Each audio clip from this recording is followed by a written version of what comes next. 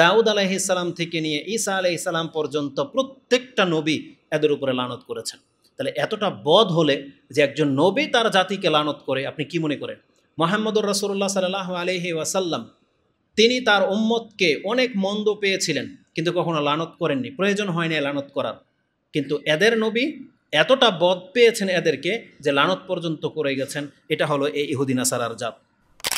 ইন্নাল হামদুলিল্লাহ নাহমাদুহু ওয়া নাস্তাঈনুহু ওয়া নাস্তাগফিরুহ ওয়া নাউযু বিল্লাহি মিন শুরুরি আনফুসিনা ওয়া মিন সাইয়্যাতি আমালিনা من يهده الله فلا مضل له ومن يضلله فلا هادي له وأشهد أن لا إله إلا الله وحده لا شريك له وأشهد أن نبينا محمد عبد الله ورسوله صلى الله وسلم وبارك عليه. أما بعد، فقال الله تبارك وتعالى في كلامه المجيد بعد أعوذ بالله من الشيطان الرجيم: يا أيها الذين آمنوا لا تتخذوا اليهود والنصارى أولياء بعضهم أولياء بعض ومن يتولهم منكم فإنه منهم إن الله لا يهدي القوم الظالمين. وعن أنس بن مالك أن رسول الله صلى الله عليه وسلم قال: يتبع الدجال من يهود أصبحان 70,000 عليهم الطيالسة أخرجه المسلم في كتاب الفتن. প্রশংসা মাত্র আল্লাহ সুবহানাহু ওয়া তাআলার, যিনি বিশ্ব জগতের একমাত্র মালিক, যিনি এক ও একক, যার অনুগ্রহে আমাদেরকে তিনি মুসলিম করেছেন এবং ইসলামের উপরে আমল করার তৌফিক দিয়েছেন, আমাদেরকে তার কিতাব এবং তার রাসূলের প্রতি ঈমান আনার তৌফিক দিয়েছেন। আমরা সেই সত্তার প্রশংসা করি, আমরা বলি আলহামদুলিল্লাহ। সালাতু ওয়াস সালাম প্রিয় নবী মুহাম্মদুর রাসূলুল্লাহ সাল্লাল্লাহু আলাইহি ওয়াসাল্লামের প্রতি, যাকে সত্য দিন নিয়ে প্রেরণ করা হয়েছিল, যার ইত্তেবা হলো নাজাতের একমাত্র উপায়, এবং তিনি আমাদেরকে শিক্ষা দিয়েছেন যারা অতীতের কাফের আহলে কিতাব ছিল ইহুদি এবং নাসারা, আমরা যেন তাদের অনুকরণ অনুসরণ না করি, এ সম্পর্কে তিনি আমাদেরকে সতর্ক সাবধান করেছেন এবং বলেছেন নাজাতের পথ একমাত্র আমার আনিত পথ, এই পথের মধ্যেই মুক্তি রয়েছে। আমরা সেই রাসূলের প্রতি সালাত এবং সালাম পাঠ করি, আমরা বলি আল্লাহুম্মা সাল্লি ওয়াসাল্লিম ওয়া বারিক আলা নবিয়িকা মুহাম্মদ। চলমান পরিস্থিতিকে কেন্দ্র করে আমার খুতবার বিষয় হবে ইহুদিদের অপকর্ম সম্পর্কে। গত পর্বে আমরা ইহুদিদের পরিচয় নিয়ে একটা খুতবা দিয়েছি ত্রিমোহনী এক মসজিদে। তাতে মূলত আমার উদ্দেশ্য ছিল ইহুদিদের পাপগুলো বা বড় বড় অপরাধগুলো কি, ওদের মন্দ চরিত্রগুলো তুলে ধরা, কিন্তু সময়ের স্বল্পতার কারণে সেটা সম্ভবপর হয়নি। তারই ধারাবাহিকতায় সেখানে যদিও কিছু ইঙ্গিত রয়েছে, তা আজকে ওদের মন্দ চরিত্রের কিছু দিক নিয়ে আলোকপাত করব, যাতে করে মুসলিমরা এদের চরিত্র সম্পর্কে চিনতে পারে এবং এদের অনিষ্ট থেকে বাঁচতে হলে সতর্ক সাবধান যেন হয়। এবং প্রত্যেকটা মুসলিমের একটা দায়িত্ব হবে যে আমার আখলাকে, আমার অভ্যাসে, আমার নীতিতে এমন কোনো কর্ম তো নাই, বা আমি তো ইহুদি নাসারাদের মতো হয়ে তো যাই নাই, এজন্য তাকে এই বিষয়গুলো জানতে হবে।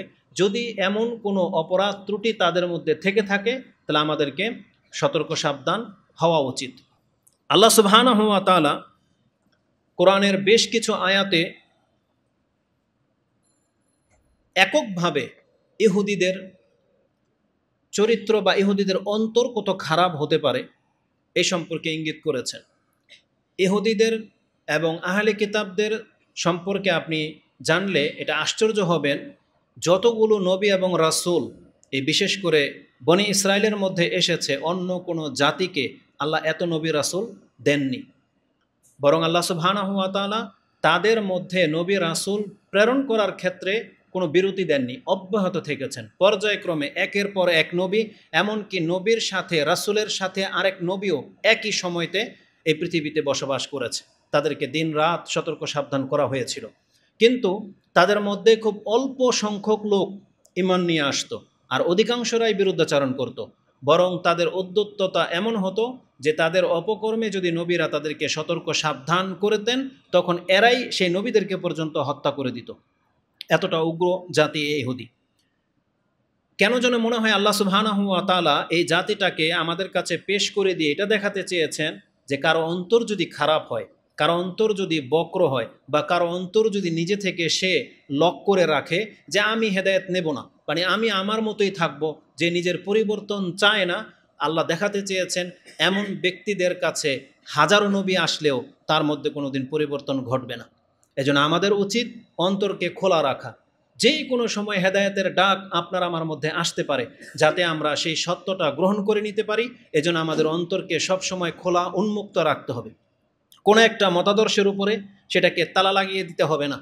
কোনো একটা বিষয়কে আপনি একেবারে শক্ত করে ধারণ করবেন, যদিও সেই সম্পর্কে আপনার কোনো দলিল নাই, তাহলে আপনাকে উদার হতে হবে যে যখন দলিল পেয়ে যাব আমি আমার চিন্তা থেকে ফিরে আসব, এমনটা হতে হবে প্রত্যেকটা মুসলিমকে।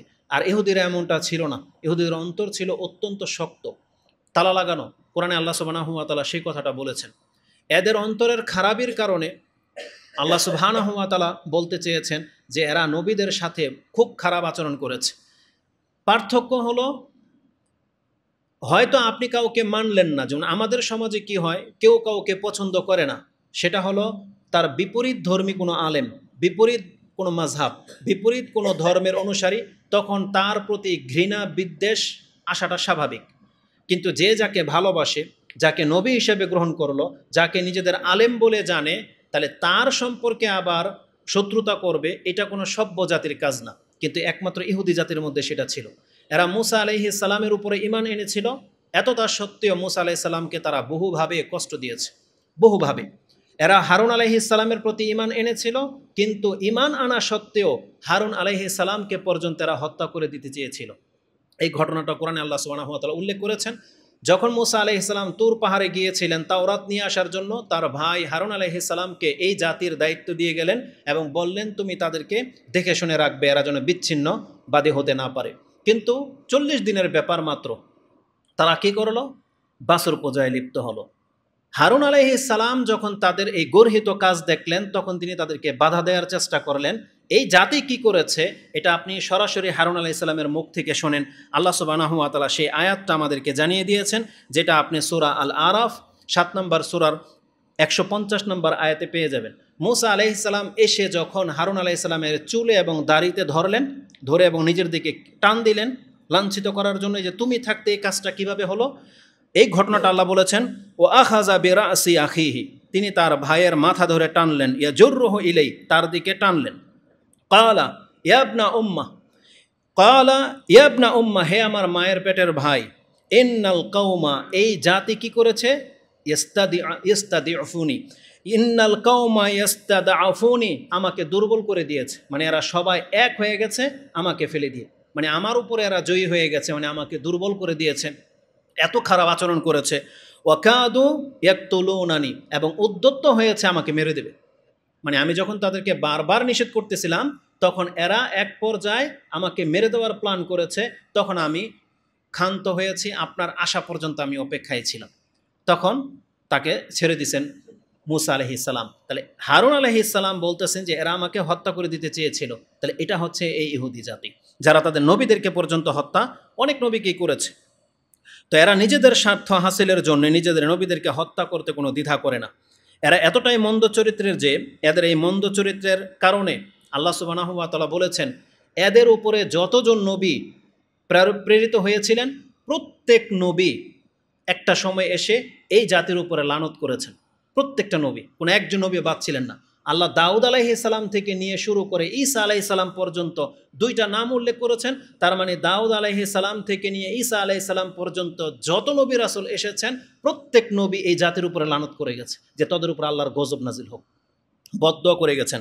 এই আয়াত আপনি পাবেন কোথায়? সূরা মায়েদাতে রয়েছে। সূরা মায়েদার 78 নম্বর আয়াত আল্লাহ সুবহানাহু ওয়া তাআলা বলেন, লুইনাল্লাযিনা কাফারু মিন বানি ইসরাঈলা আলা লিসানি দাউদা ওয়া ঈসা ইবনে মারইয়াম ওয়া ঈসা ইবনে মারইয়াম যালিকা বিমা আসাউ ওয়া কানু ইয়াতাদুন, এটা হচ্ছে তাদের বিরুদ্ধাচরণ এবং সীমালঙ্ঘনের কারণে দাউদ আলাইহিস সালাম থেকে নিয়ে ঈসা আলাইহিস সালাম পর্যন্ত প্রত্যেকটা নবী এদের উপরে লানত করেছেন। তাহলে এতটা বদ হলে যে একজন নবী তার জাতিকে লানত করে, আপনি কি মনে করেন? মুহাম্মদুর রাসূলুল্লাহ সাল্লাল্লাহু আলাইহি ওয়াসাল্লাম তিনি তার উম্মতকে অনেক মন্দ পেয়েছিলেন, কিন্তু কখনো লানত করেননি, প্রয়োজন হয়নি লানত করার। কিন্তু এদের নবী এতটা বদ পেয়েছেন এদেরকে যে লানত পর্যন্ত করে গেছেন। এটা হলো এই ইহুদি নাসারার জাত। এদের নাফরমানের কিছু নমুনা আল্লাহ সুবহানাহু ওয়া তাআলা বিভিন্ন আয়াতে উল্লেখ করেছেন যে এদের উদ্যত্ততাটা কতটা ছিল, সীমালঙ্ঘনটা কত মাত্রায় ছিল। আল্লাহ সুবহানাহু ওয়া তাআলা একই আয়াতে কয়েকটা অপরাধের কথা উল্লেখ করেছেন, যেটা আপনি সূরা নিসার 150 থেকে নিয়ে পড়েন তাহলে পেয়ে যাবেন। আমি আপনার কাছে 155 নম্বর আয়াতটা পেশ করতেছি। আল্লাহ সুবহানাহু ওয়া তাআলা বলেন, কেন ওদের উপরে লানত করা হয়েছে? ফাবিমা নাকদিহিম মিসাকাহুম ফাবিমা নাকদিহিম মিসাকাহুম ওয়া কুফরিহিম বিআয়াতিল্লাহ, এদের উপরে লানত করা হয়েছে এদের ওয়াদা খেলাফির কারণে। যখনই কোনো নবী রাসূল আসছে, যখনই আল্লাহর কোনো আযাব চলে আসছে, সাথে সাথে এরা ওয়াদা করেছে যে আমরা আর এই উপকর্ম করব না, আমরা ঈমান আনলাম, আমাদের উপর থেকে আযাব তুলে নেওয়া হোক। আযাব যাওয়ার পর পরে আবার বিরুদ্ধাচরণ করেছে। তা আল্লাহ সুবহানাহু ওয়া তাআলা বলেছেন এটা হচ্ছে ওদের চরিত্রের মধ্যে রয়েছে। মূসা আলাইহিস সালামের যুগেও অনেক অসংখ্য মুজিজা আল্লাহ দেখিয়েছেন, কিন্তু যখন মূসা আলাইহিস সালামের প্রতি ঈমান আনার পরে কি করেছিলেন? আপনারা হয়তো গত খুতবায় শেখ আব্দুল নূর মাদানী হাফেজাহুল্লাহর কাছ থেকে শুনেছেন অনেক কিছুই। তার মধ্যে একটা এটাও ছিল কথা, আল্লাহ সুবহানাহু ওয়া তাআলা এই জাতির উপরে পাহাড় তুলে ধরেছিলেন যে এখন তওবা করলে পাহাড় কিন্তু চাপিয়ে দেব। নিজের চোখে দেখেছে পাহাড় এদের উপরে পড়তেছিল, তখন তারা তওবা করে নিল, আল্লাহ পাহাড়কে সরিয়ে নিলেন। তার কিছুদিন পর আবার গিয়ে বক্রতা শুরু করলো। তা আল্লাহ সুবহানাহু ওয়া তাআলা বলেন, ফাবিমা নাকদিহিম মিসাকাহুম, এদের ওয়াদা খেলাফির কারণে এদের উপরে লানত করা হয়েছে। ও কুফরিহিম বিআয়াতিল্লাহ, আল্লাহর আয়াতের সাথে কুফরি করার কারণে এদের উপরে লানত করা হয়েছে। ও কাতলিহিমুল আম্বিয়া বিগাইরিল হক, এরা নবীদেরকে বিনা অপরাধে, নবীদের কোনো ত্রুটি ছিল না, অন্যায়মূলক জুলুম করে নবীদেরকে এরা হত্যা করত, এই জন্য এদের উপরে লানত করা হয়েছে। ও কৌলিহিম, এবং তাদের এই কথার কারণে লানত করা হয়েছে, তারা বলতো কুলুবুনা গুলফ, আমাদের অন্তর তালা লেগে আছে। তারা রাসূলদেরকে বলতো যে আপনার কথায় আমরা হেদায়েত পাওয়ার নই, আমাদের অন্তর তালা লেগে আছে, নিজেরাই বলতো। হয়তো অনেক সময় আমরা বলবো আপনাদেরকে যে আমাদের এত দাওয়াত, তারপরে আপনাদের কোনো পরিবর্তন আসতেছে না, আপনাদের অন্তর কি তালা লেগে গেছে? কিন্তু জবাবটা যদি আপনাদের পক্ষ থেকে আসে যে আপনি খুতবায় যা বলেন বলেন, আমরা তো শোনার পাবলিক নই, তাহলে কতটা এটা মারাত্মক হতে পারে যে এই ব্যক্তি নিজেই মুখ ফিরিয়ে নিচ্ছে যে আমরা কথা শুনবো না। ওরা প্রকাশ্যে বলেছিল ও কাউলিহিম, তাদের কথা এটা ছিল যে কুলুবুনা গুলফ, আমাদের অন্তর তালা লেগে আছে। বরং আল্লাহ কি বলতেছেন? বাল তাবা আল্লাহু আলাইহা, বরং আল্লাহ নিজে ওই অন্তরের মধ্যে মোহর মেরে দিয়েছে। আল্লাহ বলেছেন আমি নিজেই ইহুদিদের অন্তরের মধ্যে মোহর মেরে দিয়েছি।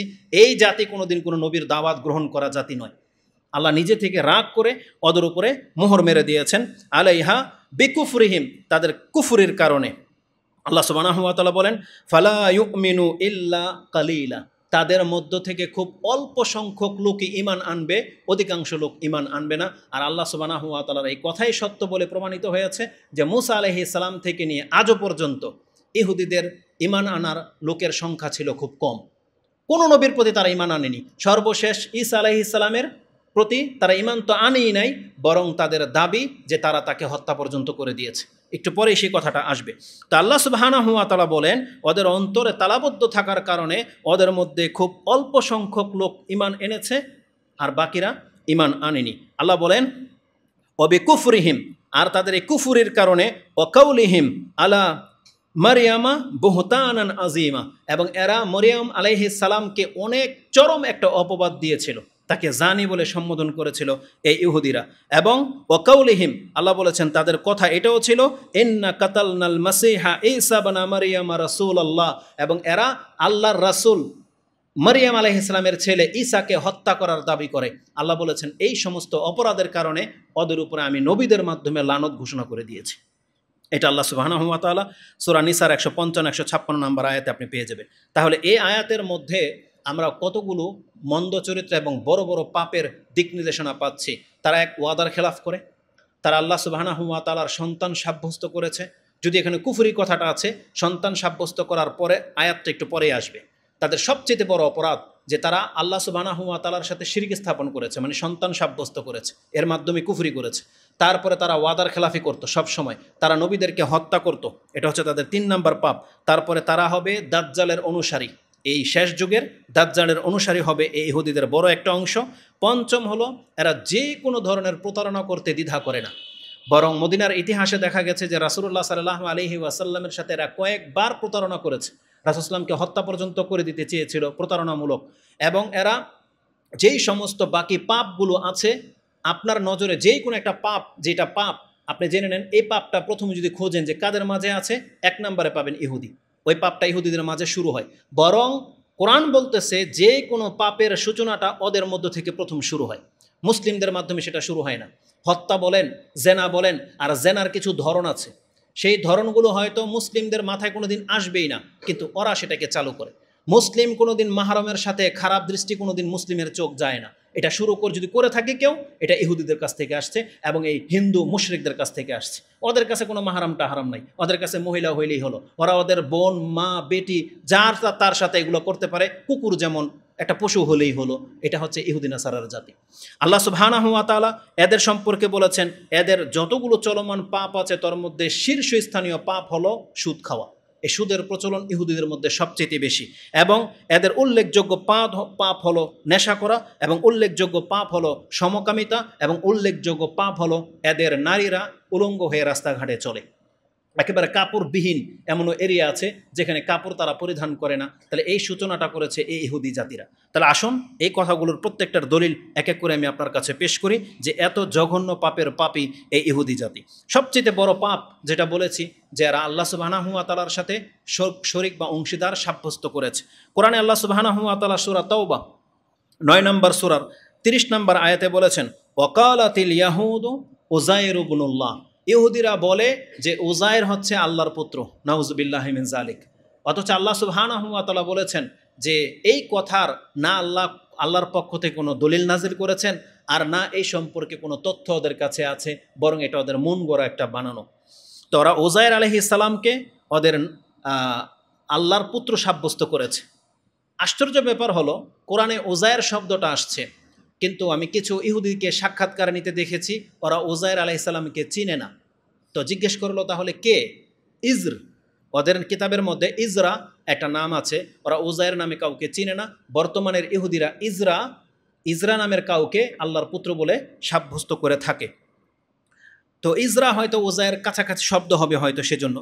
কিন্তু আরও আশ্চর্যের ব্যাপার হলো আমরা প্রত্যেকেই জানি যে উযাইর একজন নবীর নাম, কিন্তু বাস্তবিক অর্থে কে ছিলেন এই উযাইর, এর ইতিহাস সম্পর্কে সত্য কোনো তথ্য আপনার কাছে নাই বললেই চলে। যদি জাস্ট আমরা শুনে আসছি কিছু কিছু মুফাসসিরগণ সূরা বাকারার একটা 260 অথবা 61 নম্বর আয়াতের তাফসিরে বলে, ওই যে একজন ব্যক্তি ফামাররা আলা কারিয়াতিন ওয়া হিয়া খাওয়াতুন আলা উরুশিহা কালা আন্না ইউহি হাযিহিল্লাহু বাদা মাউতিহা, একজন ব্যক্তি একটা জনপদ দিয়ে যাচ্ছিল, দেখলো যে সব নাস্তানাবুদ হয়ে উপর হয়ে পড়ে আছে। তখন সে ধারণা করলো এই জাতিটাকে আল্লাহ কিভাবে আবার জিন্দা করবে। ফামাতাহুল্লাহু মিয়াতা আমিন সুম্মা বাসা, তাকে আল্লাহ 100 বছরের জন্য মেরে দিলেন, তারপর আবার জীবিত করলেন। তারপরে জিজ্ঞেস করলেন কামলা বিস্তা, কতদিন তুমি ঘুমিয়েছিলা? কালা লাবিস্তু ইয়াওমান আও বাদা ইয়াওম, আল্লাহ তাকে তার একটা গাধাকে পচিয়ে দিয়েছিলেন, সেই গাধাকে তার চোখের সামনে জিন্দা করলেন, মাংস পরিয়ে দিলেন এবং জিন্দা করে তাকে দেখালেন যে এইভাবে আমি পচা জিনিস থেকে জীবিত করতে পারি। তখন সে বলেছিল আমি ভালো করে জ্ঞান হয়ে গেছে যে আল্লাহ সব কিছুর উপরে ক্ষমতাবান। তো কেউ কেউ বলেছেন যে ওটা ছিল উযাইর আলাইহিস সালাম। তো এটা তাফসীরগণদের উক্তি মাত্র, তারা হয়তো বনি ইসরায়েলের রিওয়ায়াত থেকে নিয়েছেন, কিন্তু এই মর্মে রাসূলুল্লাহ সাল্লাল্লাহু আলাইহি ওয়াসাল্লাম থেকে এবং সাহাবা একরামদের থেকে কোনো তথ্য আমরা খুঁজে পাচ্ছি না। তো যাই হোক, আলাকুল্লি হাল, হতে পারে সে নবী, হতে পারে তাদের যুগের কোনো এক বুজুর্গ ব্যক্তি হবেন। আপাতত আমরা নবী হিসাবে ধরে নিই। তাহলে যদি কোনো একজন নবী হয়ে থাকেন তিনি, তাহলে তাকে এই ইহুদিরা কী করেছিল? আল্লাহর সন্তান বলে সাব্যস্ত করেছে। কিন্তু এই উযাইর শব্দটা আল্লাহ নবীদের লিস্টে উল্লেখ করেন নাই। এই একটা আয়াত ছাড়া উযাইর নামটা কোরআনে আর আসে নাই।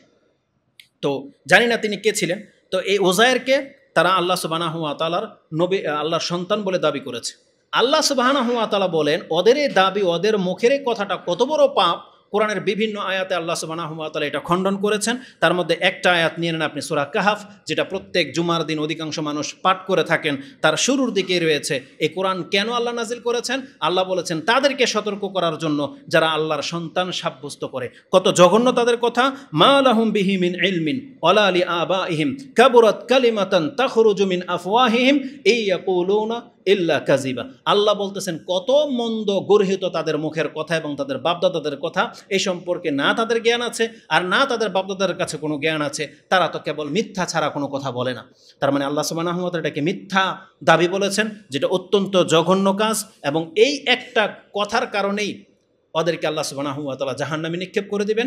ওদের ভালো আর পাপ কোনো কিছুর সম্পর্কে আল্লাহ জিজ্ঞেস করবে না, বরং কিয়ামতের মাঠে আল্লাহ ইহুদিদেরকে বলবেন মা তা'বুদুনা মা কুনতুম তা'বুদুন, দুনিয়াতে তোমরা কার ইবাদত করতে? ইহুদিরা বলবে উযায়ের ইবনুল্লাহ, আমরা আল্লাহর সন্তান উযায়েরের ইবাদত করতাম। তখন জবাব দেওয়া হবে মাত্তাখাযাল্লাহু সাহিবাতান ওয়ালা ওয়ালাদিন, আল্লাহ সুবহানাহু ওয়া তাআলা তো কোনো সঙ্গী গ্রহণ করেন নাই, সন্তান কোত্থেকে আসলো? মাজা তুরিদুন, তোমরা এখন কি চাও? তখন বলবে আতিশনা ইয়া রাব্বানা ফাআসকিনা, আমরা অত্যন্ত পিপাসার্ত, আল্লাহ আমাদেরকে পানি পান করান। আল্লাহ বলবেন ঠিক আছে, তাহলে ওই ইউশারু ইলা নার, আল্লাহ জাহান্নামের দিকে ইঙ্গিত করে দেবেন ফেরেশতারা যে ওই দেখো পানি টলমল করতেছে, যা ওখানে তোমাদের পানির ব্যবস্থা করা হয়েছে। মূলত ওগুলো ছিল আগুন, এত লেলিহান আগুন, লোহা গলে পানির মতো ঢেউ খেলতেছে, তারাও ভাববে যেগুলো হয়তো পানি। তারা একের পর এক ঝাঁপ দিতে থাকবে এবং পুরো দলটাকে আল্লাহ সুবহানাহু ওয়া তাআলা জাহান্নামে এইভাবে সহজভাবে ফেলে দেওয়ার সিদ্ধান্ত নিয়ে রেখেছেন। এটা আপনি বুখারী মুসলিমের প্রায় হাদিসের কিতাবে পেয়ে যাবেন। জানতে হলে ঈমানের অধ্যায়ে আপনি 343 নম্বর হাদিসটা দেখে নেন, তাতে লম্বা চড়া আছে, তার মিডলে গিয়ে কথাটা আপনি পেয়ে যাবেন। তো আল্লাহ সুবহানাহু ওয়া তাআলা বলেছেন যে এরা আল্লাহ সুবহানাহু ওয়া তাআলার সন্তান দাবি করেছে, এটা করে আল্লাহর গজবের প্রাপ্ত হয়েছে। এদের দ্বিতীয় পাপ যেটা বলেছি, যে এরা আল্লাহ সুবহানাহু ওয়া তাআলা সম্পর্কে অত্যন্ত বাজে মন্তব্য করত, আল্লাহ সম্পর্কে বাজে মন্তব্য করত। কি মনে করেন আপনি? আমরা তো বলতেছি তারা নবীকে হত্যা করত, আর আল্লাহ বলতেছেন এরা এমন জাতি যারা আল্লাহকে বাজে মন্তব্য করত। এদের দুই একটা বাজে মন্তব্য সম্পর্কে কোরআনে ইঙ্গিত করা হয়েছে। যেমন তারা একবার বলেছিল ওয়াকালাতিল ইয়াহুদু ইয়াদুল্লাহি মাগলুলা, আল্লাহর দুই হাত সংকীর্ণ। ইহুদিরা বলল যে আল্লাহ আমাদেরকে খেতে দেয় না, আল্লাহর হাত সংকীর্ণ। জবাবে আল্লাহ সুবহানাহু ওয়া তাআলা বলেন গুল্লাত আইদিহিম, ওদের হাত ধ্বংস হোক, বাল ইয়াদাহু মাবসুতাতানি ইউনফিকুহা কাইফা ইয়াশা, বরং আল্লাহর হাত নয়, বরং আল্লাহর দুই হাতই হচ্ছে প্রসারিত, আল্লাহ যেভাবে খুশি তিনি খরচ করে থাকেন। ইমাম মুসলিম রাহিমাহুল্লাহ তিনি তার কিতাবের মধ্যে একটা হাদিস এনেছেন, যেটা আপনি সম্ভবত 6466-তে পেয়ে যাবেন। জুলমের অধ্যায়, মানে জুলম করা যে হারাম, সেই পর্বে আপনি হাদিসটা পেয়ে যাবেন। তাতে আল্লাহ বলেছেন ইন্না আউওয়ালাকুম ওয়া আখিরাকুম ওয়া ইনসাকুম ওয়া জিন্নাকুম, তোমাদের প্রথম ব্যক্তি এবং সর্বশেষ ব্যক্তি, জিন হোক আর ইনসান হোক, সমস্ত জিন আর ইনসান যদি আমার সামনে দাঁড়ায় এবং তাদের প্রত্যেকের মনের ইচ্ছা যদি আমার কাছে পুরা করে যে আমাকে এটা দেন, এটা দেন, এটা দেন। কত বিচক্ষণ ব্যক্তিরা আছেন যে আমার চাইতে অনেক বেশি চাইতে পারেন, হয়তো আল্লাহর কাছে গিয়ে চেয়ে নেবেন। আল্লাহ বলেছেন তোমাদের প্রত্যেকের মনের চাহিদা যদি আমি একটা উপত্যকায় দাঁড় করিয়ে দিয়ে প্রত্যেকের চাহিদা পুরা করতে থাকি, তাহলে আমার রাজত্ব থেকে কতটা কমবে? একটুও কমবে না। তবে যদি কমে তুমি ধারণা করো, তাহলে একটা সুই সমুদ্রের মধ্যে চুবিয়ে দিলে ওই সুইটা বের করে নিয়ে আসলে সুইয়ের মাথাতে যতটা পানি উঠে আসবে সমুদ্র থেকে, আমার রাজত্ব ভাণ্ডার থেকে মাত্র এতটাই খরচ হবে। কি মনে করে? সুই, সমুদ্র থেকে একটা সুই চুবিয়ে নিয়ে আসা পানি, আর আপনি যদি পাম্প লাগিয়ে দেন, সমুদ্রের কোনো প্রভাব পড়বে? কোনো প্রভাব পড়বে না। মূলত আল্লাহর রাজত্বে কোনো ঘাটতি কোনোদিনই হবে না। আর সেই আল্লাহ সুবহানাহু ওয়া তাআলাকে ইহুদি জাতি বলেছিল যে আল্লাহর হাত সংকীর্ণ। আল্লাহ বলছেন গুল্লাত আইদিহিম, ওদের হাত ধ্বংস হোক, বাল ইয়াদাহু মাবসুতাতানে, আল্লাহর দুই হাত হচ্ছে প্রশস্ত, যেটা আপনি সূরা মাইদার 64 নম্বর আয়াতে পেয়ে যাবেন। এদের মন্দ একটা উক্তির মধ্যে এরা বলেছিল যে আমরা ধনী, ওরা নাকি ধনী। আর আল্লাহ সুবহানাহু ওয়া তাআলা সম্পর্কে ওরা কি বলেছে? লাকাদ সামিআল্লাহু কাওলাল্লাযিনা ক্বালু ইন্নাল্লাহা ফাকীরুন ওয়া নাহনু আগনিয়া, আল্লাহ বলেছেন আমি শুনে নিয়েছি এই সমস্ত দুষ্ট লোকদের কথা, যারা এই কথা বলেছিল যে আল্লাহ ফকির আর আমরা হলাম ধনী। আল্লাহ বলেছেন আমি শুনে নিয়েছি এই কথা। লাকাদ সামিআল্লাহ, আল্লাহ শুনে নিয়েছেন তাদের এই নোংরা কথা। ওয়া নাহনু আগনিয়া সানাকতুবু মা ক্বালু, আল্লাহ বলেছেন আমি লিখে রেখেছি এই কথা। ওরা যেটা বলেছিল জমিনে, আমি এটা লিখিত আকারে রেখে দিলাম প্রমাণ হিসাবে। এটার জবাব আল্লাহ সুবহানাহু ওয়া তাআলা বলতেছেন, ওয়াকাতলাহুমুল আম্বিয়া, আর এরা নবীদেরকে হত্যা করত বিগাইরি হাক্কিন, অন্যায়ভাবে। আল্লাহ সুবহানাহু ওয়া তাআলা বলতেছেন কিয়ামতের মাঠে আমি ওদেরকে কি বলবো? আল্লাহ বলছেন আমি শুধু ওদেরকে একটা কথাই বলবো, অনাকুলু যুকু আযাবাল হারিক। তোমরা আমাকে অভাবী বলেছিলা, সংকীর্ণ বলেছিলা, যা আমার পক্ষ থেকে তোমাদের জবাব হলো যে ওই জাহান্নামের শাস্তি আস্বাদন করো। আল্লাহ বলবেন আমি শুধু ওদেরকে এতটা বলবো যে যা এখন জাহান্নামের শাস্তি ভোগ করতে থাক, আর কোনো কথা নাই ইহুদিদের সাথে। তা আল্লাহ সুবহানাহু ওয়া তাআলা কোরআনে এই কথাগুলো আমাদেরকে জানিয়েছেন, যেটা আপনি 181 নম্বর আয়াতে পেয়ে যাবেন। ওদের তৃতীয় আরেকটা অপরাধ যেটা এই আয়াতে ইঙ্গিত করা হয়েছে, সেটা কি? এরা নবীদেরকে বিনা কোনো অপরাধে হত্যা করত। এদের ইতিপূর্বে অসংখ্য নবীকে এরা হত্যা করেছে। এরা হারুন আলাইহিস সালামকে হত্যা করতে চেয়েছিল, একটু আগে সেই আয়াত আপনি পেশ করেছি। এরা ইয়াহিয়া আলাইহিস সালামকে অপবাদ দিয়ে হত্যা করেছে, যেটা গত খুতবায় আমরা বলে দিয়েছিলাম যে ইয়াহিয়া আলাইহিস সালামকে এরা নারী সংক্রান্ত অপবাদ দিয়ে হত্যা করিয়েছে। ইহুদিরা এত জঘন্য জাতি। আল্লাহ সুবহানাহু ওয়া তাআলা বলতেছেন এরা আমাদের নবী এবং ঈসা আলাইহিস সালামকে হত্যা করার দাবি রাখে, যে আমাদের নবীকে তারা কয়েকবার হত্যা করতে চেয়েছিল এবং এদের দাবি যারা ঈসা আলাইহিস সালামকে পর্যন্ত হত্যা করেছে। আল্লাহ তার জবাবে কোরআনের অসংখ্য আয়াত নাজিল করেছেন। তার মধ্যে একটা আয়াত নিয়ে নেন, যেটা সূরা নিসার 157 নম্বর আয়াতে রয়েছে। আল্লাহ বলেছেন ও কৌলিহিম ইন্না কাতালনাল মাসিহা ইবনা মারইয়ামা ঈসা ইবনা মারইয়ামা রাসূলুল্লাহ, যে এরা বলে যে এরা মরিয়ম আলাইহিস সালামের ছেলে ঈসাকে হত্যা করেছে। আল্লাহ বলেছেন ওমা কাতালুহু ওমা সালাবুহু ওয়ালাকিন শুব্বিহা লাহুম, না ওরা হত্যা করতে পেরেছিল আর না ওরা ঈসা আলাইহিস সালামকে শুলিতে চড়াতে পেরেছিল, বরং ওদের মধ্য থেকে আল্লাহ কতককে ঈসা আলাইহিস সালামের রূপ ধারণ করিয়ে দিয়েছিলেন। তার মানে কোনো মুসলমানকে পর্যন্ত ওরা হত্যা করতে পারেনি, বরং ওই দিন আল্লাহ ইহুদিদের মধ্য থেকে কতককে চেহারা পরিবর্তন করে দিয়েছিলেন। আল্লাহ বলেছেন কি বলেছেন? ওমা কাতালুহু ওমা সালাবুহু ওয়ালাকিন শুব্বিহা লাহুম, তাদের মতো চেহারা আকৃতি দিয়ে দেওয়া হয়েছিল যাকে শুলিতে চড়ানো হয়েছিল। ইন্নাল্লাযীনা ইখতালাফু, তারপরে লম্বা কথাটা রয়েছে। তা আল্লাহ সুবহানাহু ওয়া তাআলা তিনি বলেছেন তারা ঈসা আলাইহিস সালামকে হত্যা করতে পারেনি। এখানে এসে একটা নুকতা বলে দিই, ওরা হত্যা করতে পারেনি এটা আমাদের ঈমান, কিন্তু খ্রিস্টানরা কি মনে করে? খ্রিস্টানরা তো মনে করে যে ঈসা আলাইহিস সালাম মৃত্যুবরণ করেছেন, তাকে শুলিতে চড়ানো হয়েছে। কারা করেছে এটাও তো খ্রিস্টানরা জানে নাকি জানে না? ঈসা আলাইহিস সালামকে শুলিতে কি মুসলমানরা চড়িয়েছিল নাকি ইহুদিরা চড়িয়েছিল? তাহলে ইহুদিরা চড়িয়েছিল। তো ঈসা আলাইহিস সালামের অনুসারী হয়ে এই খ্রিস্টানরা এটা জেনে শুনে কিভাবে ওই জাতিকে বন্ধু হিসেবে গ্রহণ করতে পারে যারা তাদের নিজেদের নবীকে ওদের দাবি অনুযায়ী ওদের রবকে মেরে দিল? তাহলে সেই জাতিকে আবার কিভাবে এই খ্রিস্টানরা বন্ধু হিসেবে গ্রহণ করতে পারে? তার মানে ধর্মীয় যে নাম, এই নামের সাথে এই জাতির ইবাদতের মিল না থাকলে যা হয়। আজকে এই মেসেজটা আমাদের মুসলিমদের জন্যও। খ্রিস্টানরা দাবি করে ওরা খ্রিস্টান, ঈসা আলাইহিস সালামের অনুসারী, কিন্তু ওদের আচরণ বলতেছে এটা হচ্ছে ফেক, মানে মিথ্যা দাবি। মুখে বলে আমরা খ্রিস্টান, কিন্তু ঈসা আলাইহিস সালামের অনুসারী হলে ওদের যেটা করা উচিত ছিল ওটা কিন্তু ওরা করতেছে না। কেন যেন আমার মনে হয় হিটলার কিছুটা এই খ্রিস্টানিয়ত্ব দেখিয়েছে, ঈসাইত্ব দেখিয়েছে কিছুটা হলেও এই হিটলার। কেন? ও 60 লাখ ইহুদিকে হত্যা করেছে। হয়তো এই জালাস নিয়ে যে ওরা আমাদের নবীকে হত্যা করেছে, এই জন্য ওদের একটাকেও রাখবো না। হতে পারে ওর অন্তর এটা ছিল, বা দেশাচার হতে পারে, কিন্তু আমি মনে করি ওর মধ্যে কিছুটা ঈসাইয়াত বোধ ছিল বিদায় ও এতগুলো ইহুদিকে হত্যা করেছে। বর্তমান খ্রিস্টানরাও যদি প্রকৃত অর্থে ঈসা আলাইহিস সালামের অনুসারী হতো, তাহলে ওরা কোনোদিন ইহুদিদের সাথে বন্ধুত্ব করতো না, কোনো দিন ওরা ইহুদিদেরকে সাপোর্ট করতো না। বরং আজকে ফিলিস্তিনকে কেন্দ্র করে বা যখনই মুসলিমদের সাথে কোনো সমস্যা দেখা দেয়, এই ইহুদি খ্রিস্টানরা কি করে এক হয়ে যায়, এই খ্রিস্টানরা ইহুদিদের সাথে হয়ে যায়। এটার কোনো রহস্য বুঝলাম না। অথচ আল্লাহ সুবহানাহু ওয়া তাআলা প্রকাশ্যভাবে জানিয়ে দিয়েছেন, এবং এটা খ্রিস্টানরাও জানে যে ঈসা আলাইহিস সালামকে ইহুদিরা হত্যা করেছে। তো উচিত তো ছিল ইহুদিদেরকে কুচোকাটা করে শেষ করে দেওয়া, আমাদের লাগবে না, খ্রিস্টানদেরই উচিত ছিল ওদেরকে দুনিয়া থেকে উৎখাত করে দেওয়া। তো কতটা অধপতন গেলে এ জাতি এমনটা হয়।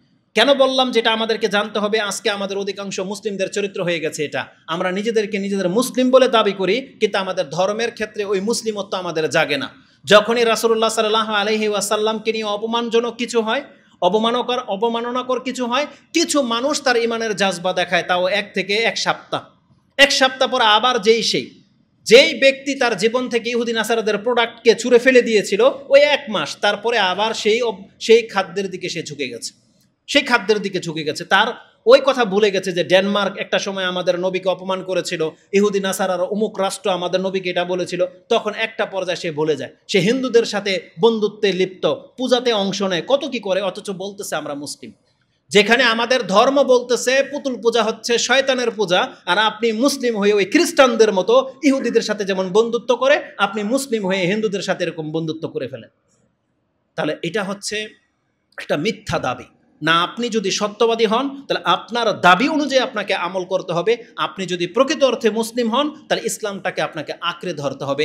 এই ধরনের ইহুদি নাসারাদের স্বভাব আমাদের কাছ থেকে দূর করতে হবে। এটা হচ্ছে দাবি। না হলে তো এই কথাগুলা আমাদের উপরে চলে আসতেছে যে যেই চরিত্রগুলো ছিল ইহুদি নাসারাদের, ওই একই চরিত্র আমরা মুসলিমদেরকে পাচ্ছি। এটা কখনই হওয়ার নয়। মনে আছে আপনাদের গত মাসে যখন আমি এখানে খুতবা দিয়েছিলাম এবং প্রথম বলেছিলাম যে ফিলিস্তিনে যে আক্রমণ করা হয়েছে, মুসলিমরা এতভাবে লাঞ্ছিত হচ্ছে, আমরা প্রথম বলেছিলাম যে এটা আমাদের পাপের কারণে হয়। কারণ আল্লাহ সুবহানাহু ওয়া তাআলা যখন মুসলিমদের মধ্যে ব্যাপকভাবে পাপ দেখতে পান, তখন আল্লাহ বলেছেন পরকালের শাস্তির আগে আমি দুনিয়াতে তাদেরকে শাস্তি দিয়ে ফিল্টারিং করে নিই, তাতে কিছু ক্ষয়ক্ষতি করি যাতে করে মুসলিমরা ফেরত আসে। আমাদের মেসেজ ছিল যে এখান থেকে শিক্ষা নেন, মুসলিমরা যেন তাদের ধর্মের দিকে ফিরে আসে, তওবা করে নেন, এখনও সময় আছে বাংলার মুসলিমরা, আপনারা ইসলামটাকে শক্ত করে ধারণ করেন। এই মেসেজটা দিতে গিয়ে বলেছিলাম আপনি দেখতে পাবেন ফিলিস্তিনের অধিকাংশ পুরুষের দাড়ি নাই, তাদের প্যান্ট টাকনার নিচে, তাদের মহিলারা বেপর্দা। এই কথাগুলো কেন বলেছিলাম? এটা চিত্র তুলে ধরার জন্য। ওদের আকিদা কি ওটা তার অন্তর ফেরে আমরা দেখিনি, কিন্তু বাস্তবিক চিত্র যেটা ওটাই না আপনাদের কাছে পেশ করব। গত কয়েকদিনের আগের রিপোর্টে একটা দেখলাম, একটা ইয়ং বয়সের মেয়ে গেঞ্জি পরে চুল খোলা ও সেনাবাহিনীদের সাথে গিয়ে যুদ্ধ করে। ও যদি মরে যায় ও মুজাহিদ বলে গণ্য হবে? বলেন না কেন, মুজাহিদ বলে গণ্য হবে? যে হাদিসের মধ্যে রয়েছে রাসূল সাল্লাল্লাহু আলাইহি ওয়াসাল্লাম বলেছেন 7 শ্রেণীর মানুষ আল্লাহর আরশের নিচের ছায়া পাবে। তার প্রথম ব্যক্তি হচ্ছে ইমামুন আদিলুন, ন্যায়পরায়ণ বাদশা। কোনো মহিলা যদি নেতা হয়, ওর ন্যায়পরায়ণ কি আর জালেম হলেই কি? ওর নেতৃত্বই জায়েজ নাই। যে নারীর নেতৃত্বই জায়েজ নাই, তার আর ন্যায়পরায়ণ হওয়া কি আর ফাসেক হলেই কি? এটা কি গণ্য হবে? কারণ এটা হচ্ছে একটা নাজায়েজ পথকে সে বেছে নিয়েছে। তাহলে ওখানে ইনসাফ আর জালেমের কোনো প্রশ্নই ওঠে না। তার মানে আপনি রমজান মাস চলতেছে, আপনি সিয়াম রাখার নিয়তি করেন নাই, আপনি সারাদিন না খেয়ে থাকলেই কি আপনি নেকি পাবেন সিয়ামের? বিষয়টা হচ্ছে এরকম, মানে যার যেটা ফরজ হয় নাই, কথার কথা আপনার এখন হজ ফরজই হয় নাই, আর আপনি এখন তাওয়াফ করে সাফা মারিয়া সাই করে আপনি আরাফা ঘুরে চলে আসছেন, আপনার হজ গণ্য হবে? কোনোদিন হবে না। সে সময় লাগবে, স্থান লাগবে, সে মর্যাদা লাগবে, যোগ্যতা লাগবে, তারপরে সেটা গিয়ে ইবাদত বলে গণ্য হবে। তাহলে ওই রকমের কথা হলো এটা। কোন থেকে উদাহরণ দিলাম? যেই মহিলা টাইট জিন্সের প্যান্ট পরে গেঞ্জি পরে যদি ইটা ছড়ে আর যদি ও বুলেটের গুলিতে যদি মরে যায়, আপনি যদি ওকে শহীদ বলেন, এ কথা বিকবে না। কারণ এই পজিশনে কোনো মহিলা ইসলামের আজ পর্যন্ত এইভাবে জিহাদ করতে যায় নাই, বরং এটা গণ্যই হবে না জিহাদ। তাহলে এ কথা আমরা বললে আমাদেরকে বলে আমরা নাকি রিয়াল খাওয়া দালাল, আমরা নাকি সৌদি আরবের সাপোর্টটা নেই। অথচ আপনি মুসলিমদের ধর্ম বোঝেন না। এই খোয়ানিদেরকে আমরা বলতে চাচ্ছি যে এরা মানুষকে উল্টাপাল্টা বুঝায়। আমরা জিহাদের বিপক্ষে নয়, বরং আমাদের একটা বক্তব্য আমরা দিয়েছি, জিহাদ ইসলামের হচ্ছে চূড়া, এবং রাসূল সাল্লাল্লাহু আলাইহি ওয়াসাল্লাম বলেছেন যে তরবারির নিচেই হচ্ছে জান্নাত। এটার একটা প্রেক্ষাপট রয়েছে, কিন্তু আপনি যাকে তাকে সেই দিকে ইঙ্গিত করে দিতে পারেন না। তো কথা হচ্ছে যে আমাদের মুসলিমদেরকে আমাদের চরিত্র চেঞ্জ করতে হবে, আমাদেরকে ফিরে আসতে হবে ইসলামের দিকে। তারপরে যদি আল্লাহ সুবহানাহু ওয়া তাআলা আমাদেরকে শাস্তি দেয়, তখন এটা হচ্ছে আল্লাহ সুবহানাহু ওয়া তাআলার ইচ্ছা। কিন্তু আল্লাহ বলেছেন ওমা আসাবা মিন মুসিবাতিন ফাবিমা আইদিন নাস ফাবিমা আইদিকুম। কয়েকভাবে আল্লাহ বলেছেন এটা তোমাদের হাতের কামাই, এটা তোমাদের কর্মের কারণে এই শাস্তি তোমাদের আসে। আজকে যদি ফিলিস্তিন যতদিন ধরে বসবাস করে, ওরা যদি ইহুদিদের সাথে মিলেমিশে না থাকতো, আগে থেকে শক্তি অর্জন করার চেষ্টা করত, এই দুর্ভোগ ওদেরকে পোহাতে হয় না। আর এখন ওদেরকে শিক্ষা নেওয়া উচিত, বা প্রত্যেকটা মুসলিমকে শিক্ষা নেওয়া উচিত যে আমাদের প্রত্যেকের সাথে এটাই হবে, আমাদেরকে শক্তি অর্জন করা উচিত। আমাদেরকে খেলতামশায় গেমস খেলে বিল্ডিং বানিয়ে টাকা নষ্ট না করে, বরং আমাদের ডিফেন্সকে শক্তিশালী করা উচিত, যাতে করে অন্যের রাষ্ট্র আমাদের উপরে চেপে না বসে। আজকে মায়ানমারে যা হচ্ছে, এমনটাই হবে বাংলার জাতির সাথে কোনো না কোনো দিন। এমনটাই হবে যেভাবে আমরা খেলতামশার সাথে লিপ্ত হয়ে গেছি। আমরা ক্রিকেটার ব্যাট বল নিয়ে ব্যস্ত, আর ওদিক দিয়ে পরাশক্তি কাফেররা অস্ত্র কিনে ওদের পোলাপানকে দিয়ে ওরা সেনাবাহিনী তৈরি করতেছে। আমি একটা জিনিস ফিল করছি, ক্রিকেট টিমের মধ্যে কি ইহুদিদের কোনো টিম আছে? আমার জানা নাই, আমি তো খেলাটা দেখি, তো আছে কিনা আপনারা বলেন। আছে? কেন নাই? বরং এই ইহুদি নাসারারা ওদের সন্তানদেরকে দিয়ে এই সমস্ত খেলতামশার মধ্যে জড়ায় না, বরং ওরা সামরিক বাহিনী তৈরি করে স্কুল লেভেল থেকে, অথচ আমরা ওদের দেখানো মতো পথ চলি, কিন্তু আমরা ওদের কাছ থেকে জিম্মির মতো হয়ে আছি। এই কথাগুলো আমরা বলেছিলাম যে মুসলিমদেরকে ফিরে আসা উচিত।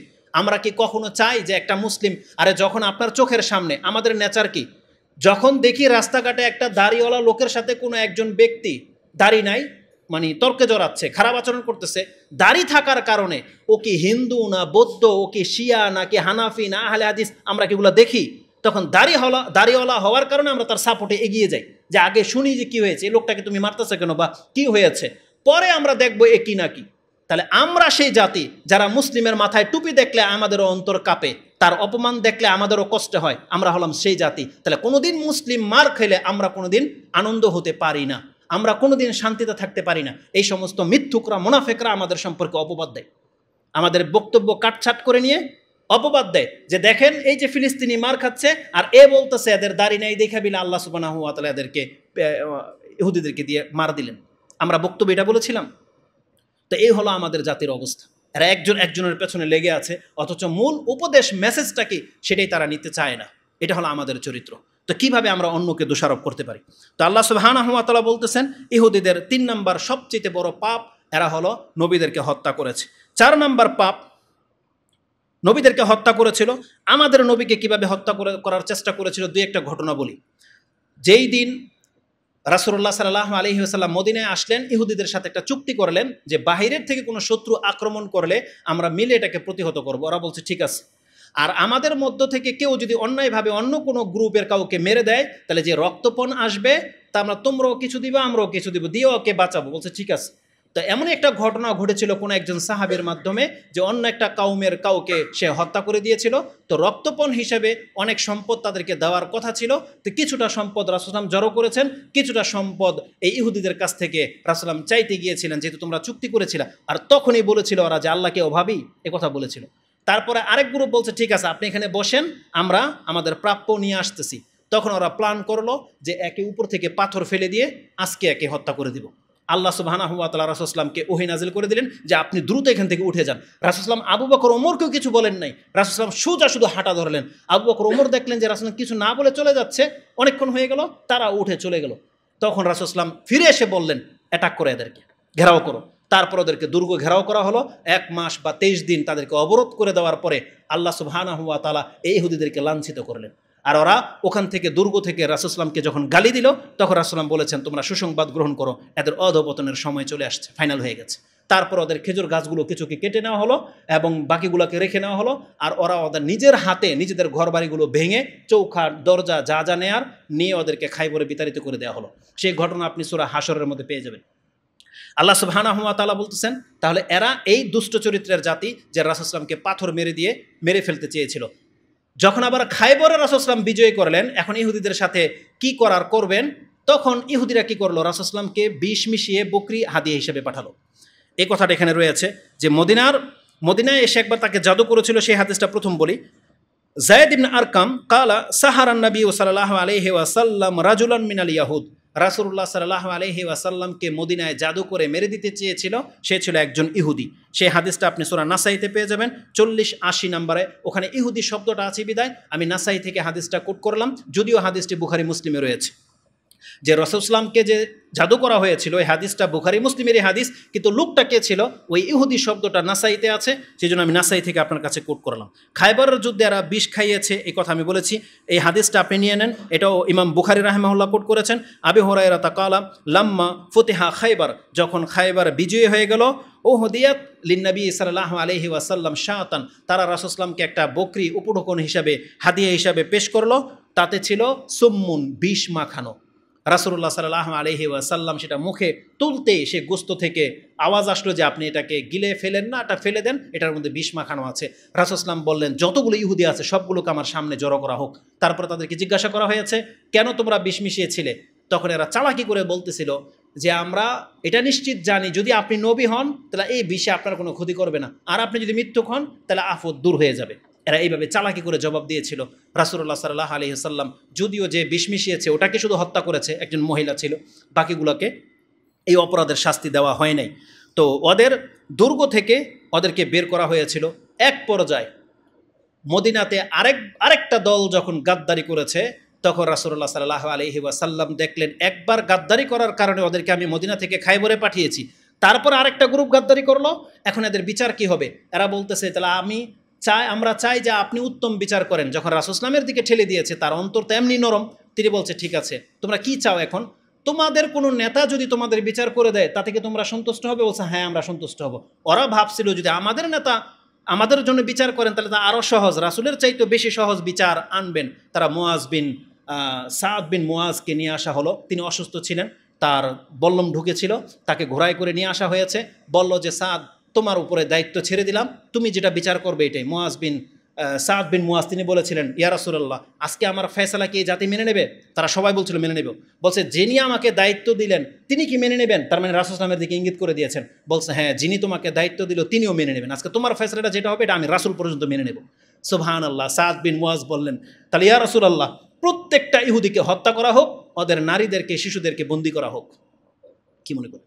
রাসূল ইসলাম বললেন সাত আকাশের উপরে আল্লাহ যে ফয়সালাটা করে রেখেছিলেন সাদ তোমার দ্বারা সেই ফয়সালাটা আজকে বাস্তবায়ন হলো। তার মানে ইহুদিদের শাস্তি এটা। আমার ইনশাল্লাহ পরবর্তী খুতবা থাকবে ইহুদিদের সাথে এ যাবৎ আল্লাহ কি করেছেন, তার রাসূল কি করেছেন, ওমর রাদিয়াল্লাহু তাআলা কি করেছেন, এবং আমাদের মুসলিমদেরকে কি করা উচিত, এটা ইনশাল্লাহ আগামী খুতবায় আমরা পেশ করব। তো রাসূলুল্লাহ সাল্লাল্লাহু আলাইহি ওয়াসাল্লামকে তারা বিষ খাইয়েছিল, তারা জাদু করেছিল, তারা পাথর মেরে দিয়ে হত্যা করতে চেয়েছিল। এই কথাগুলো কেন আমাদেরকে জানতে হবে?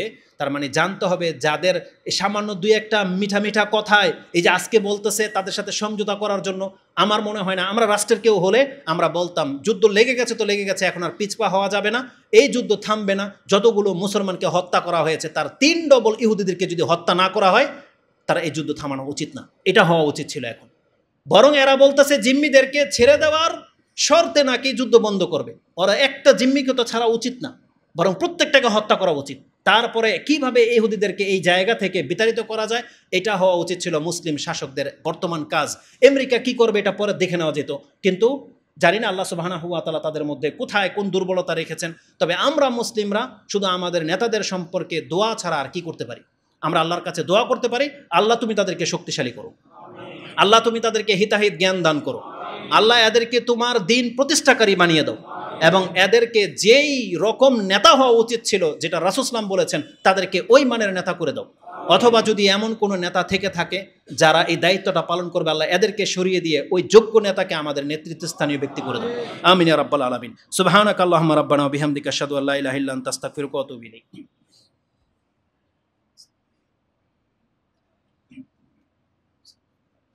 আলহামদুলিল্লাহি রাব্বিল আলামিন ওয়াসসালাতু ওয়াসসালামু আলা আশরাফিল আম্বিয়া ওয়াল মুরসালিন নবিয়িনা মুহাম্মাদিন ওয়া আলা আলিহি ওয়া সাহবিহি আজমাইন ওয়া বাদ।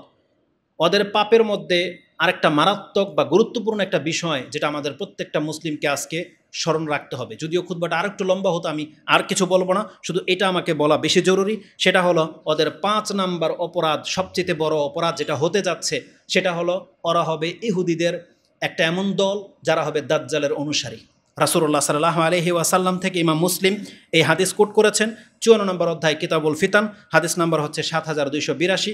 তাতে আনাস রাদিয়াল্লাহু তাআলা আনহু তিনি বলেন ক্বালা রাসূলুল্লাহ সাল্লাল্লাহু আলাইহি ওয়াসাল্লাম ইয়াতবাউল আদ-দাজ্জালা মিন ইয়াহুদিন আসবাহান 70 আলফান আলাইহিম তায়ালিসা। এই হাদিসটা আপনারা জানেন, কিন্তু আমার আজকে বলার পেছনে একটা মুখ্য কারণ আছে। এতদিন আমরা জানতাম যে ইহুদিদের মধ্য থেকে 70,000 ইহুদি দাজ্জালের অনুসারী হবে, তখন আমাদের মাইন্ড চলে যেত ইসরায়েলের দিকে, কারণ আমরা জানি ইসরায়েলি কেবল ইহুদিরা বসবাস করে। কিন্তু এই হাদিসের মধ্যে জায়গার নাম বলে দেওয়া হয়েছে আসফাহান বা আসবাহান, ফা দিয়া বা দিয়া দুইটা দিয়ে আপনি সার্চ করবেন পেয়ে যাবেন। এই আসফাহান জায়গাটা হলো ইরানের একবারে মিডলে রয়েছে, ইরানের শহরের মিডলে রয়েছে এই আসফাহান শহর, আর এখানে অসংখ্য ইহুদি বাস করে। কি মনে করেন যে ইরানকে আজকে দেখতে পাচ্ছেন যে হামাসের সাপোর্ট টেনে বলতেছে এরা ইহুদিকে রাখবে না, শুধু খালি মিসাইল তাক করে রাখছে, কয়েকদিন ধরে খালি ঘষতেছে, এই সারা জীবন এটাই করলো।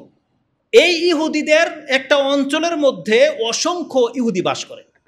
বাংলাদেশের মুসলিমরা হলে কি করত? আজকে যদি বাংলাদেশের যে মুসলিমদের যে চেতনা যদি প্রকাশ্যে, আমার মনে হয় রাস্তায় যদি কোনো ইহুদিকে দেখে, আমার মনে হয় না যে ওকে আসতে যেতে দেবে, আমার মনে হয় না।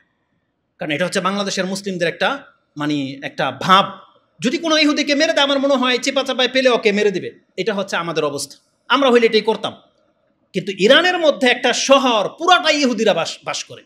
বরং কিছুদিন আগে 2019 বা 2020 2021 পত্রিকাগুলোর রিপোর্টের মধ্যে দেখলাম বেশ কিছু ইহুদি ইসরায়েল থেকে ইরানে চলে আসতে চেয়েছিল, ইসরায়েলের ইহুদিরা ওদেরকে থামিয়েছে। কেন? যে এই ইহুদিগুলো যদি ইরানে যায় তাহলে ওদের সাথে নিশ্চয়ই মিলে গিয়ে কিছু একটা করবে। তার মানে ওরা হলো উগ্রবাদী ইহুদি। যেই ইহুদিগুলো ইরানে থাকে এরা হলো ওই ইসরায়েলের চাইতে বেশি উগ্রবাদী ইহুদি, আর এরা ইরানের ভিতরে বসবাস করে। আর রাসূল সাল্লাল্লাহু আলাইহি ওয়াসাল্লাম বলেছেন দাজ্জাল বেরোবে কোত্থেকে? খোরাসান থেকে। সেটা হলো আফগানিস্তান আর ইরানের বর্ডারের একটা এলাকা। আর অনুসারী কারা হবে? আসবাহানের লোক, আর আসবাহানের ইহুদিরা, তার মানে এটা হচ্ছে ইরানে। আর তাদের গায়ে কালো চাদর থাকবে। শিয়াদের নেতাদের দেখছেন কালো চাদর পরা? এই নেতারা থাকবে, তাদের সংখ্যা হবে 70,000, আর তাদের অসংখ্য মহিলা এই দাজ্জালের অনুসারী হবে। তাহলে আজকে যারা ইরানকে খুব ফেমাস মনে করেন মুসলিমদের ভূমিকার, কিছুদিন আগে এরদোগানকে বা যাদের বলেছিলেন যে এরা হচ্ছে মুসলিমদের আইডল, তারপরে চরিত্র দেখে বুঝতে পারতেছেন যে কে কোন পানির মাছ। আর যারা সৌদি আরবকে দোষেন, আমাদের সাপোর্টটা এখানে সৌদি আরবের না, বিচারক হচ্ছেন আল্লাহ, আমরা না। আল্লাহ সুবহানাহু ওয়া তাআলার কাছে হচ্ছে ন্যায়। যারা ইসলামের পক্ষে কাজ করবে তাদেরকে আল্লাহ সম্মানিত করবেন, যারা ইসলামকে নিয়ে গাদ্দারি করবে দুনিয়াবি, সে সৌদি আরবের লোক হলেও আল্লাহকে তাকে ছাড়বে না, এটা জেনে নেন। কিন্তু আমরা কেন সৌদি আরবের সাপোর্টটা নিই? কারণ যেমন ফিলিস্তিন আমাদের সম্পদ রয়েছে, তেমনি মক্কা মদিনাতেও আমাদের বিশেষ সম্পদ রয়েছে। অবশ্যই সৌদি আরবের সম্পদ আরও বেশি দামি আমাদের কাছে। আমরা চাই না যে একটা অঞ্চলের কারণে আরেকটা অঞ্চল ক্ষতিগ্রস্ত হোক। এই ভয়টা সৌদি আরবের মুসলিমদের মধ্যেও আছে, নেতাদের মধ্যেও আছে, আমাদের সালাফদের মধ্যেও আছে। কারণ আমাদের শত্রুগুলো প্রকাশ্যে চারপাশে আছে, তাদেরকে আমরা চিনি কিন্তু মুখ খুলতে পারতেছি না। আমরা তো শুধু ইহুদি নাসারাকে শত্রু হিসেবে জানি, কিন্তু অসংখ্য মুনাফেক আমাদের চারপাশে ঘুরপাক করে। বিনা দ্বিধায় বলতে পারি এই মসজিদটা হচ্ছে আহলে হাদিসের মসজিদ। এখানে আহলে কোরআনেরও বহু মানুষ লোক আছে, আহলে কোরআনের অনেক সদস্য আপনারা থাকতে পারেন, কিন্তু প্রকাশ করেন না। কিন্তু আমাদের কাছে সেই মেসেজ আসে, কিন্তু আমরা আপনাদেরকে শত্রু মনে করি, বন্ধু মনে করি না, কিন্তু মুখ খুলতে পারি না কে কে আহলে কোরআন। ঠিক তেমনি অসংখ্য মুনাফেক আছে মুসলিমদের চারপাশে, এবং ইরান তো প্রকাশ্য মুসলিমদের শত্রু, প্রকাশ্য। যে জাতি কাবাকে ভেঙে দিতে চেয়েছিল, বোম ফুটাতে চেয়েছিল হজে, সেই জাতি আপনার বন্ধু হবে? যতই আলখাল্লা জুব্বা দিয়ে বক্তব্য দেখ না কেন যে হামাস পাঠিয়েছে ইরানকে, ইসরায়েলকে সব শেষ করে দেবে, কিছুই হবে না, কিছুই হবে না। এটা শুধু মুখে বলে।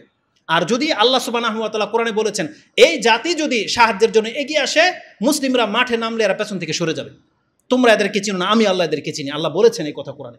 অতএব আমাদের মুসলিমদেরকে চিনতে হবে, ইসলাম বুঝতে হবে। আমরা মুসলিম হয়ে আমাদের মুসলিম নেতাদের সম্পর্কে, আলেমদের সম্পর্কে বাজে মন্তব্য করাটা মোটে উচিত না। আমরা বারবার বলেছি, আমরা যেমন সালাফি আলেমদের কাছ থেকে আকীদা শিখি, আমরা যেমন তাদেরকে মাসলা মাসাইল শিখি, যে কোনো ফিতনার পরিস্থিতিতে আমাদের কি করা উচিত, আমাদের সালাফদের বক্তব্যের দিকে আমাদের তাকিয়ে থাকা উচিত, তাদের দিক নির্দেশনা মোতাবেক আমাদেরকে চলা উচিত। এটা আমি আমার ক্ষুদ্র জ্ঞানে বলি, যেটা আগেও বলেছি, এখনই বললাম, এটাই আমার মানহাজ। তারপরে যদি কেউ গালি দেন, তারপরে যদি কেউ শত্রু মনে করেন, সেটা আপনার ব্যাপার। আল্লাহ আপনার জন্য, আল্লাহ আমার জন্য যথেষ্ট। কারণ ওই বক্তব্যের পরে এক বেয়াদব আমাকে বলেছিল, ওবিল আমাকে কোপ দিবে, বুঝছেন, আমাকে কমেন্ট করছে, ওবিল আমাকে কোপাবে। শিয়াদের জন্য ও মুসলিমদেরকে কোপাবে, কি মনে করে? তাহলে এটাই তো খারেজিদের লক্ষণ। আল্লাহ সুবহানাহু ওয়া তাআলা হেদায়েত করুক এদেরকে। আল্লাহ সুবহানাহু ওয়া তাআলা, আমরা আপনার কাছে দোয়া করি, আল্লাহ আমাদের এই মুসলিম জাতিকে আপনি ইহুদি নাসারাদের চরিত্র হওয়া থেকে হেফাজত করেন। ইহুদি নাসারাদের চরিত্রের মধ্যে অসংখ্য পাপ, যদি ওই পাপগুলো উল্লেখ করি দেখা যাবে অধিকাংশ মুসলিমদের মধ্যে সেই পাপ পাওয়া যাবে। আমরা সেদিকে আর উল্লেখ করতে চাচ্ছি না। আমরা চাই আপনারা তওবা করে ফিরে আসেন। আমরা তওবা করে নিলেই আল্লাহ সুবহানাহু ওয়া তাআলার শাস্তি থেকে আমরা হেফাজত হতে পারি। আমাদের মধ্যে, ইহুদিদের মধ্যে অত উগ্রবাদী নেই, আমরা কোনো নবীকে হত্যা করিনি। আমরা আলহামদুলিল্লাহ নবীদেরকে সম্মান করি এবং আল্লাহর আলেমদেরকে পর্যন্ত আমরা সম্মান করি। সেই সুবাদে আমরা আল্লাহর কাছে দোয়া করি, আল্লাহ তুমি আমাদেরকে হেফাজত করো, আমাদের মুসলিম ভাইদেরকে তুমি হেফাজত করো, আমাদেরকে ঈমানের উপরে রাখার তৌফিক দান করো, আমাদের সন্তানদেরকে, আমাদের স্ত্রীদেরকে, আমাদের পরিবারদেরকে আল্লাহ ইসলাম পালন করে চলার তৌফিক দান করো, আমাদেরকে তুমি নামাজি বানাও, আমাদেরকে তাওহীদের উপরে প্রতিষ্ঠিত রাখো, এবং যে কোনো শত্রু আমাদেরকে নিয়ে যারা শত্রুতা করে আল্লাহ তাদের জন্য তুমি যথেষ্ট, তুমি আমাদেরকে হেফাজত করো। আমিন ইয়া রাব্বাল আলামিন। সুবহান রাব্বিকা রাব্বিল ইজ্জাতি আম্মা ইয়াসিফুন ওয়া সালামুন আলাল মুরসালিন ওয়ালহামদুলিল্লাহি রাব্বিল আলামিন।